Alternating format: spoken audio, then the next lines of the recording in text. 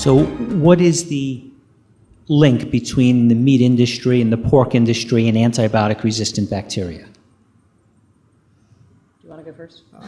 Go ahead. Yeah. Okay. So these doses of antibiotics that we feed routinely to animals to make them put on muscle mass faster, to protect them against diseases of crowding, they get into the animals in their feed, which means they're going into their gut. So how many people here have heard about the microbiome? Right? Yeah, I know this is a really educated audience about health. So the microbiome, the bacteria that live in us and on us. We have a gut microbiome. Every living being does. Those antibiotics disrupt the gut microbiome. That's probably why animals gain weight faster, is that the influence of the drugs changes the mix of bacteria in the gut such that they extract more nutrition from the feed they're getting.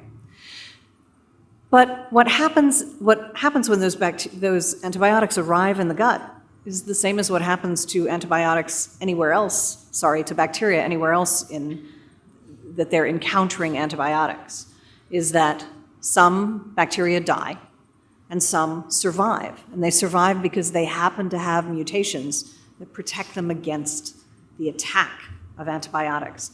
Those mutations are antibiotic resistance. So resistant bacteria survive against the antibiotics attack. They're in the gut of the animal. So one of two things is going to happen. Either they're going to leave the gut while the animal's alive, when the animals poop. Animal manure from feedlots is loaded with resistant bacteria.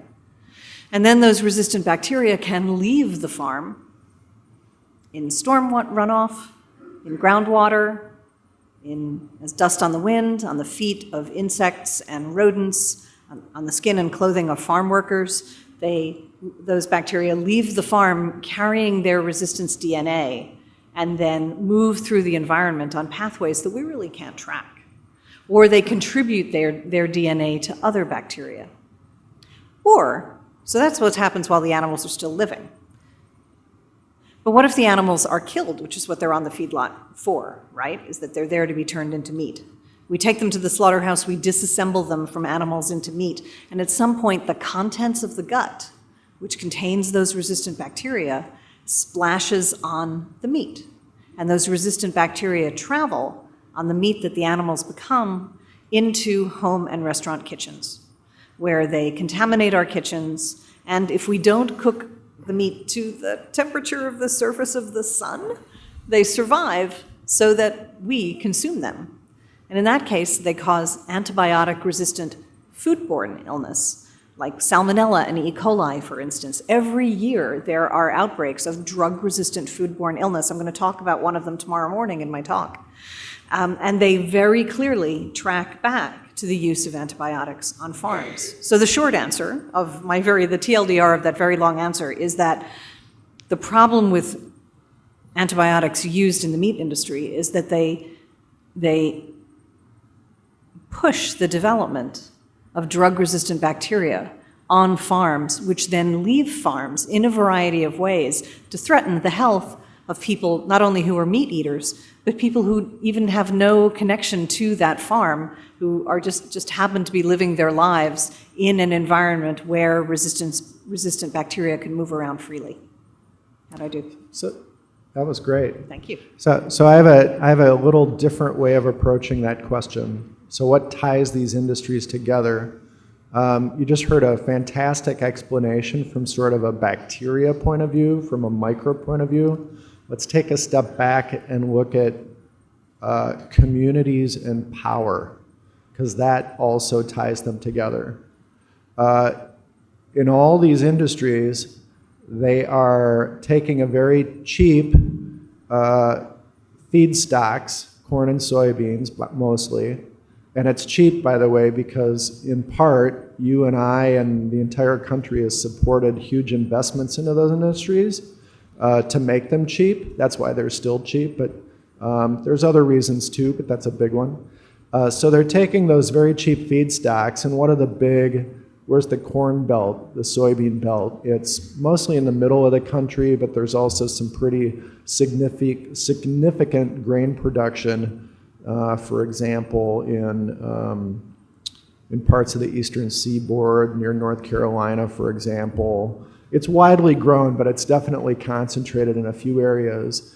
And in each case, those feed grains are the biggest expense for all these meat companies. And so they don't want to ship that grain any farther than they have to. So they locate these huge factory-style farms close to where the grains are. Now, there's still some differences. So for example, historically, Iowa's been where a lot of pigs were. There's also some cattle there, but it's really pig-dominated. Minnesota has pigs, but also turkeys. North Carolina's had mostly pigs, but an interesting thing happened there. At one point, things got so bad from the pollution that they put a moratorium on new pig farms, new pig factories, and so then the companies started moving turkey and chicken farms into the same communities. So what is it about these communities that makes them so attractive? Well, in some cases, it's because they're relatively depopulated. If you want to open up a huge beef feedlot or a huge dairy, they take up a lot of space. So you're going to look for a place, a part of the country where there just aren't many people.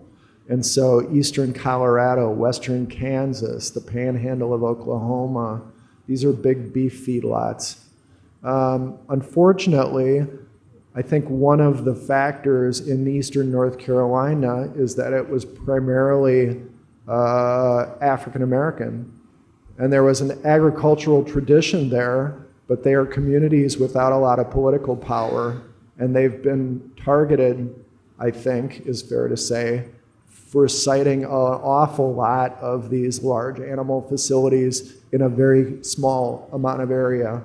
And that's kind of continued over the last, 40 or 50 years.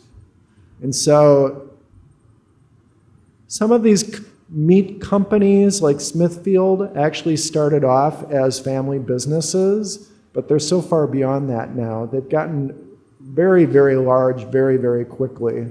And in both the chicken industry and the pork industry, there's just a few companies now that dominate the entire industrial sector.